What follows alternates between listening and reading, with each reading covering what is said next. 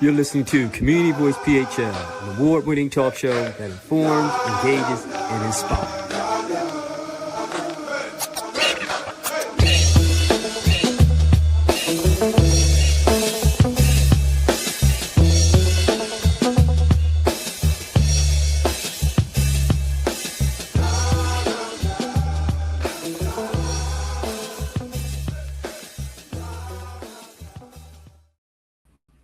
Hey, thanks again for tuning in to Community Voice PHL Talk Show on WPPM LP Philadelphia 106.5.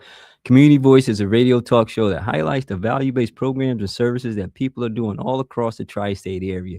We have engaging interviews with amazing people who inspire you to get involved with building caring and prosperous communities. So thanks again for tuning in to Community Voice PHL Talk Show, a show that informs, engages, and inspires. So thanks again for tuning in to us on the airways, and those who are watching via YouTube, appreciate your viewing in. We are always excited to be on the air because we believe that we're going to always offer you some exciting content and information that's going to really, boost your involvement in your community. And like we say, build those caring and prosperous communities. Every year and beginning of the year in January and leading a little bit into February, we always have our Smart Start series. And we got it kicked off this year with Yogi Din. And he really gave us some inspiring information about mindfulness and how to set your intentions correctly at the beginning of the year and then carrying it out. And then last week we had Nicole Layton. She talked to us and shared with us information about seasonal affective disorder and how we can be able to embrace the support that we need for those who may be challenged with that, and how we can be advocates and allies for those who may be challenged with that as well. And one of the things that Nicole shared was that, of course, with all the seasonal defective disorders that happen out the wintertime, she brought highlight to the fact that it can also happen in spring and summer as well. So that was really eye-opening, and I'm hoping for those who may experience that throughout those seasons will also be able to get the support that they need as well, and realize that it's not uncommon for you to have seasonal affective disorder even in the spring or summertime. So, and that's the benefit of us having these smart starts, that we can have that information shared with you so that you can really, again, have your year get started off right. And then also, of course, trajectory into the other areas of success you want to have in your life. So we're excited to have our Smart Start series, and I'm excited for the guests that we're going to have on today to continue with our Smart Start series. But before I do, I want to share the informing part of our show, where talk about a few things that maybe some of you knew, maybe some of you didn't know. Philadelphia was voted as the best street art city in the nation in 2025. USA Today, they listed the top 10 best street art cities in the nation, and Philadelphia in 2025 was the number one city. Now, of course, I was proud of that because, I know there's over 4,000 murals, sculptures, installations, and displays throughout the city. And this isn't counting the Museum of Art. This is just, murals, sculptures, installations, and other art displays. So shout out to the Mural Arts for doing their thing, and a lot of other organizations who helped to put those together. But Philadelphia was voted street art top in 2025. So I say that to say, that's something that maybe many of us didn't know, again, until I found that out. I didn't know. But the great part about it is that there's an opportunity to keep the streak going, because USA Today is also still compiling the voting for the best street art city. And you can go to 10best.usatoday.com. That's 10best.usatoday.com and vote for Philadelphia so that we can keep that streak going to have the best street art in the nation. So we had in 2025, let's get a repeat, and it'll be great to have it in 2026 because of the great celebratory nature of our nation. This is the 250th year, and Philadelphia is the birthplace of liberty. And if we can get that streak going for the best best street art in the nation, that'll really be able to be one of the flags in our cap for 2026. So let's get that going. Go to 10best.usatoday.com and vote for Philadelphia to be the best street art city in the nation. So that's one first that we have. And for all of our hoopers out there, guys who play basketball, follow NBA, Sixers, or whatever team you support, did you know that Philadelphia was the first city to have a professional basketball league, not team, but league, the first professional basketball league started in Philadelphia. It was the National Basketball League, and of course later came the NBA, which is the National Basketball Association. But Philadelphia was the first basketball league was held here. Now I say that to say too that there's a first pro basketball league exhibit that'll be at the Xfinity Mobile Arena on the 24th. So this upcoming Saturday, there's going to be an exhibit where you can go and check out the first basketball league. It's going to be an exhibit for the first basketball league, which started in 1898. So that's when the first basketball league started here in Philadelphia. There's going to be an exhibit at the Xfinity Mobile Arena, and you can go there from 11 to 1 on the 24th and check out that information there. And also another event that's taking place on the 24th, which is a really important and impactful event, is the annual Human Trafficking Awareness Conference. The annual Human Trafficking Awareness Conference, which will take place Saturday, January 24th at E9 Tabernacle Baptist Church. Starts at 9 a.m. You can get more information about that at e9tab.org. And it's really a great conference to bring awareness to human trafficking. And it's a great space to go to because that understanding of human trafficking is very important, because there's a lot of times when we have these celebratory events and great causes that's happening, particularly throughout this year, something like human trafficking often goes under the radar and not really noticed. There'll be, of course, the awareness of crime and theft and all those things, but human trafficking, in again, is high populated areas and high trafficked areas, is really something that really takes place, and we want to be mindful of that, how we can be aware of it. So this Saturday, January 24th, at E9 Tabernacle Baptist Church, there's going to be the annual Human Traffic Awareness Conference starting at 9 a.m. And again, for more information about that, go to e9tab.org. And for those who are into the arts and want to get out into the city and enjoy some good art life, or even maybe some stage plays, a good play that I just saw online, I really want to go check it out myself because a couple of my friends told me about it. It's playing at the Wilmot Theater. It's called Poor Judge. Poor Judge is the name of the play. And it's really an exciteful, whimsical, witty, and humorous play. And my friends told me it's a great play, and I like to get out in the theater and the nightlife. So I'm going to go check it out, and I'm encouraging you to do the same. It's at the Wilmot Theater. It runs up until the 25th, which is this Sunday, but it's getting a lot of good reviews, and it's something, again, if you need something to do this weekend to get out and enjoy the nightlife, go check out Poor Judge at the Wilmot Theater, and it runs until the 25th of this month. And for more information, again, go to wilmottheater.org. So just want to give you those tidbits about the two firsts in Philly and two events that are happening this upcoming weekend. But with that being said, now I want to make the transition and, bring up our next guest in the series of Smart Starts. This is a guest we've had on the show before, and I'm glad he has the opportunity to come back and share with us all the insights and information, again, to join with the Smart Start series, but then also to encourage and inspire us in additional ways that I'm sure this conversation is going to take fold in. I'm always thankful for Seth Rotman for coming on the show. He's the founder of Clarify Wellness, and he's a certified nurse coach, and he's doing a lot of other phenomenal things, again, which we'll talk about as well. So joining us today is Seth Rotman from Clarify Wellness, a passionate expert who focuses on nutrition and habit stacking to empower people to live healthier lives and to be more productive. So thanks again for being a Community Voice, and welcome to the show, Seth. Thank you so much. I'm so glad to be back here. You're welcome. You're welcome. Glad to have you on. So I know you've been doing quite a bit of great things since last we had you on the show. So give a little synopsis of what you've been up to, and then we can jump into a conversation about nutritional wellness and habit stacking. Absolutely. I'll try and keep this as concise as possible. Once a month, first Thursday of every month, I've been hosting a happy hour for neurodivergent professionals, ADHD, autism, and anyone in that spectrum to be able to come out, socialize, and be seen in a way that they are usually overlooked. Also, the second Thursday of every month, I've been hosting a professional roundtable for ADHD and neurodivergent professionals who are looking to really improve, move things forward in their lives and their careers and every other way there. And then on top of that, I have some new high accountability coaching that I'm offering, as well as a newly packaged offer for corporate for organizations who are really looking to be able to support their teams support their wellness and keep their high functioning talent really rocking. Cool. Yeah, and so he's been busy, y'all. He's been busy. Always. That's what's up. So, Seth, we brought you on today because one of the things I want to make sure that we share with our listening and viewing audience is something that me and you talked about offline when we were, communicating via text.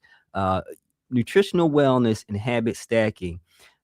Many people feel they're overwhelmed and trying to improve the nutritional wellness, and they struggle in that space. So how can they stop struggling and start thriving with nutritional wellness? It's really important to think of nutrition as being in the same category as exercise or medication or any other area that you're trying to change and take care of yourself with. And then it becomes less of a burden already, and it becomes part of your routine. But when you're looking at it, it's not about big sweeping changes that you can't maintain. That's when people go on these yo-yo diets, these crash diets.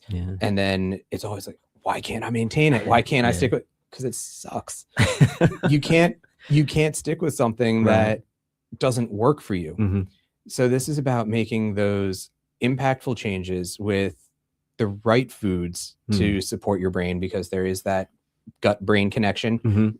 The fuel you put in results in, the energy and results you get out. And then it's about making sure that the way that you're planning also doesn't add to your plate, it takes off. So it's about meal prepping, but not in a way that, again, is burdensome or feels boring and can't be maintained. Yeah. So that's great that you talked about both of those things, how you can make the subtle small changes and then meal prepping. But I find that though, and you can share as well, isn't that sometimes where people have a challenge with particularly the meal prep, because the time it takes to do all the meal prepping, and then, you got to make sure you get it right every day. So talk about that challenge. And is there any nuanced way that you can approach? Absolutely. Yeah. And I love that you brought it up that way. You're already eating multiple times a day. You got to eat, or otherwise you're just going to keel over. So this is something that you need to do anyway. If you're already cooking yourself breakfast, if you're already cooking yourself dinner, and you're planning out lunch, you're creating multiple meals every day, which is taking up a huge amount of time and a huge amount of space in your head, because you're trying to think about, well, what am I making today? Breakfast might be easy. Lunch might be easy. You might be the type of person that repeats the same thing every day because that's what you do. But dinner's usually where people keep changing it up. If you have to cook every day and you have to come up with something, decide on what you're going to make every day, that just takes up a huge amount of space in your head. So when you're able to switch that mindset and realize that you can basically not have to cook for the entire week, or maybe only cook 2 or 3 days a week instead of every day, it makes it so much easier. It makes it so much lighter to approach it that way. And then you can still have your favorite foods. You just cook more of it at a time.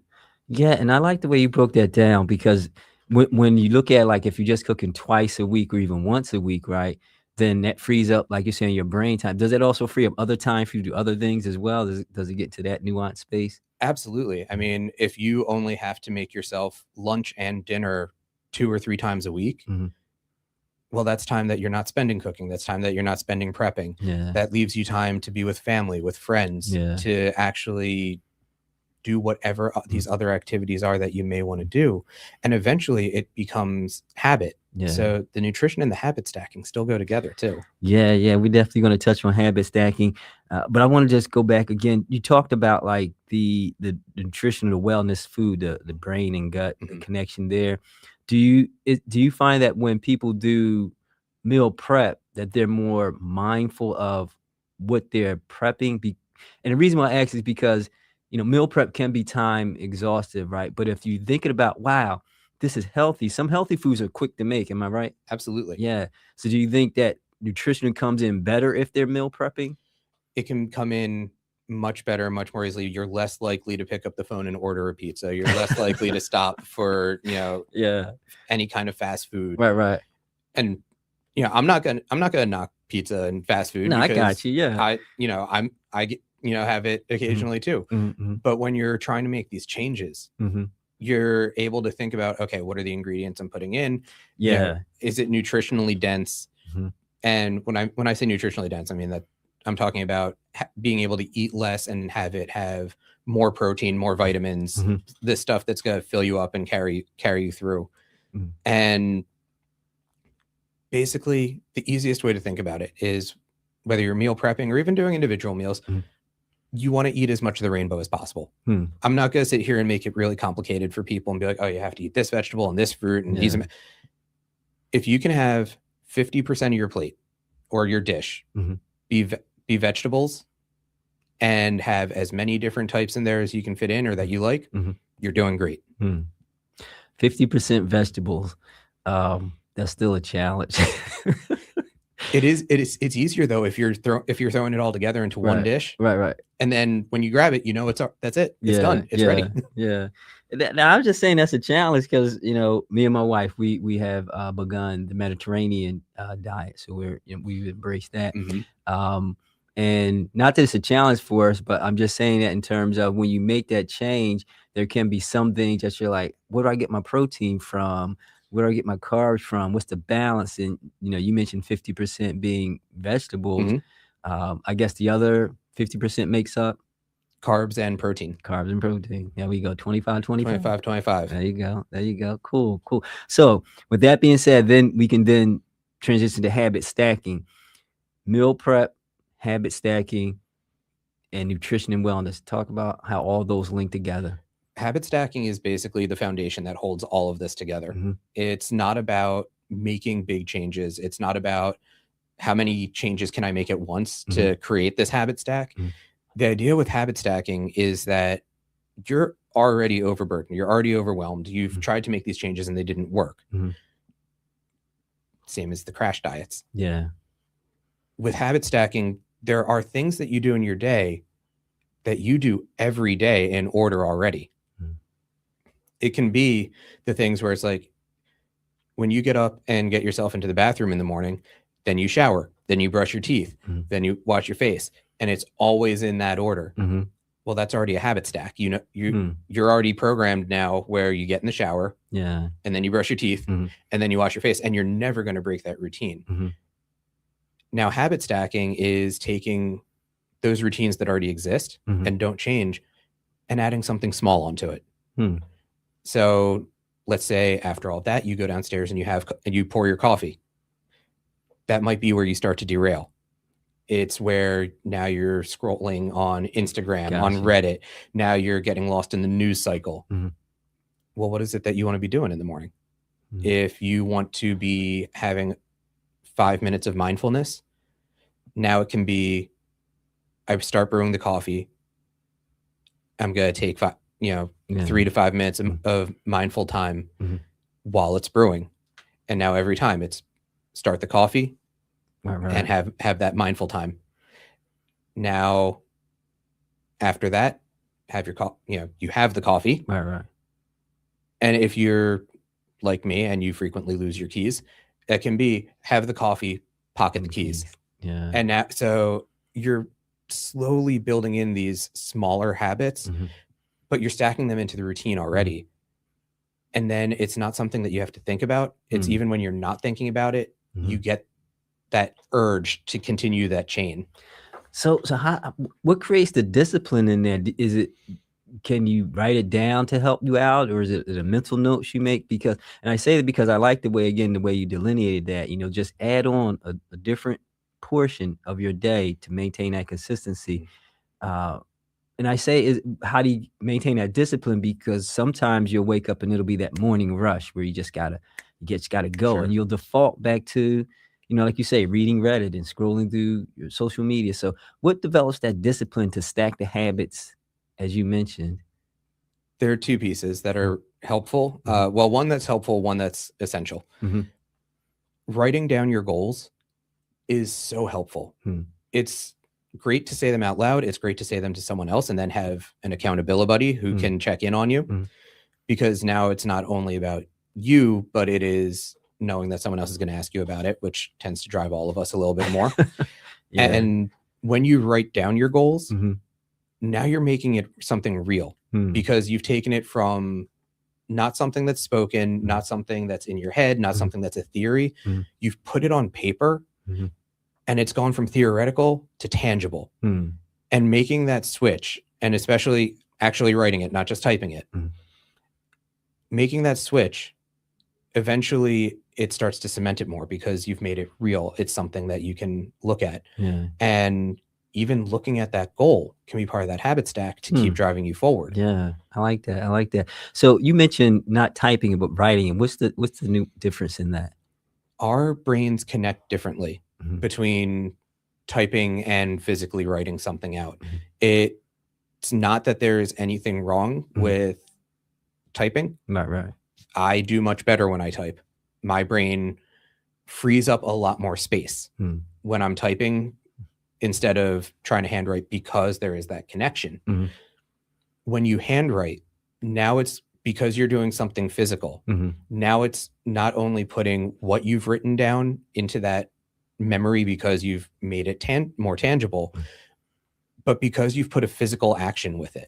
You've had to think about what the goal is, and you've had to create physical action that that translates into essentially muscle memory.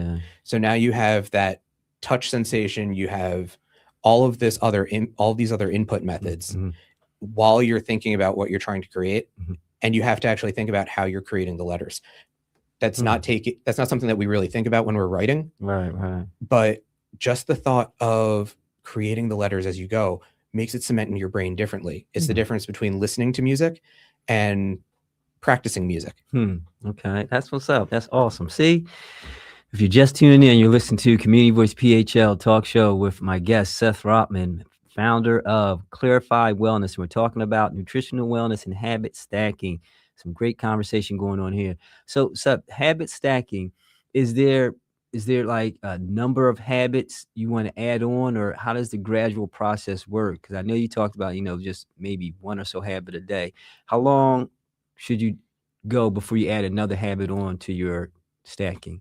It's not even necessarily about doing one habit a day. Okay. You can do 1 to 2 at a time. You really don't want to choose more than 3. And you need to be okay with 1 or 2 of those that you're choosing kind of falling off every now and then. If you only do 1, that's not a choice, which might work for some people, but our brains really do like choice. Right. Gotcha. 2 is an either or. 3, that's an actual choice. Am I doing A, B, or C? Okay. And if you start with those 3, then you're able to start building A and B and C. And if one falls off, that's okay, because you still have the choice now of, do I let this all fall off, or do I lean into the other 2 that I've set? Gotcha. But you really don't want to do more than 3 at a time, and nothing big, nothing earth-shattering, because that's where it's going to fall apart. Got you. So is it true that they say it takes 21 days to develop a habit? And I've read somewhere that that's really not true, but is that axiom have any credence to habit stacking? It's close. I mean, it's not an absolute truism. It can take 21 days at minimum. It can take a full month. It can take a month and a half. It also depends on how much you want to or don't want to add this new thing. Gotcha. So that internal resistance is part of it. And this is where the second part of what it takes to make this happen comes in. Because you had asked where the discipline comes from. You need to find your drive. You have to decide that this is a goal that I want to achieve no matter what. And now it's not about motivation, because motivation is that little blip that you get that kind of feels good and drives you forward because things are easier, you're getting positive feedback. But we all hit what's called the valley of despair, where you get motivation for change, and then you hit the point of, it's called informed pessimism. That's where you start doing the thing and you realize this is hard and it sucks. This is the difference between everyone joining a gym at the beginning of the new year, and I think the number is 75% of people stop showing up by March. Wow. Because it's hard. it's hard to maintain that routine. It doesn't always feel great afterwards. But if you know that your goal is to be able to deadlift 250 pounds, 400 pounds, well, now it doesn't matter if it's fun. Now it doesn't matter if it's taking a long time to get there. You have a goal that you're working towards, and every time you show up, you know you're inching towards it. And then eventually things get easier. Yeah. Your motivation comes back because you hit that point where it's like, yeah, I did it. It's exciting again. And that's what gets you past that valley of despair, which is the lowest point where many people start over, to reaching your actual goal, because you weren't waiting for motivation. You were focused on the result. That's awesome. And again, thanks for sharing that. That's some good stuff right there. And with habit stacking, I know we initially started the conversation off with nutrition. Does habit stacking benefit that process of meal prep as well? Meaning that, do you have to do maybe 3 meals and then eventually move your way up to a whole week of meal prep?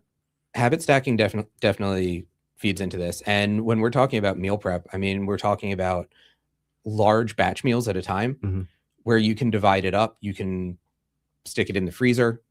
And so if you want to cook one large meal 3 days a week, now you've got 3 meals that you can cycle through, but you've got portions of it that you can pull and everything else. So if you know that Sunday is a good day to make 2 meals, great. So now you know your Sunday routine is that you're going to wake up, do your morning routine, whatever else it is that's part of your Sunday routine. Then you're going to go shopping for what you've decided to make, come back, start making the meals. So it's adding in these loops. And then maybe Wednesday is when you make your third, so that you're not completely bored of what you've made. That's cool. That's good stuff. And I was asking because both of them balance themselves out well: nutritional wellness, habit stacking. But habit stacking, and this is just me saying, and you can correct me, is maybe more broader than just nutrition, right? It can be just almost in any area of our lives. Am I correct? Absolutely. And this is where you start making those little changes that end up, they all add up to just incredibly transformative change. Yeah. And that's beautiful. And the thing about that, it's not about perfection, right? It's about the progress that you make. And I like when you share this, like having at least 3, so there can be that choice. And I like the way you tease that out, that it has to be a choice. And one isn't a choice, huh? One is not a choice. One is a command.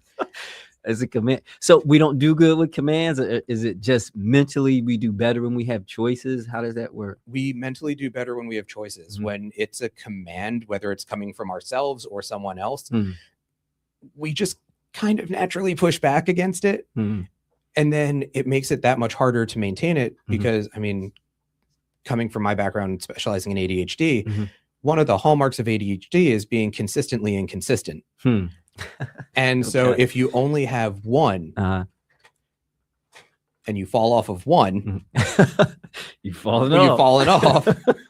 But if you have 3 and you fall off of one, you still have 2 to fall back on. Gotcha. Which still feeds back into that positive cycle, keeps you moving forward, and then you can add that one back in until it's completely cemented. Yeah, cool. Good stuff. Listen, Seth, time always goes by real quick when we are on the air, and I always appreciate the great information that you're sharing. So do our viewers and listeners. And I know you already shared at the top of the conversation things that you're up to and what's really happening, but how can individuals get in contact with you to learn more about habit stacking, nutritional wellness, and some of the other great work that you're doing? Absolutely. One of the best ways to get in touch with me is through my website, which is www.clarifywellness.coach, or you can email me directly at seth@clarifywellness.coach. All right. And we'll have all that information in the show notes. And anytime you want to get in contact with Seth, just check out the show notes, and please subscribe to our YouTube channel and Apple Podcast. If you have any comments about what Seth shared or want to get any insights about the information that he's doing, email us at communityvoicephl@gmail.com, communityvoicephl@gmail.com. Seth, again, thanks for being on the show. And everyone, just know this for a fact: he will be back, because he has lots of information to share, and he's a wealth of knowledge in every respect. So, Seth, we appreciate you. Look forward to having you back on the show. Thank you so much. Looking forward to it. You're welcome. So that's all the time we have today. And just remember, if it's happening in your community, we need to hear your voice.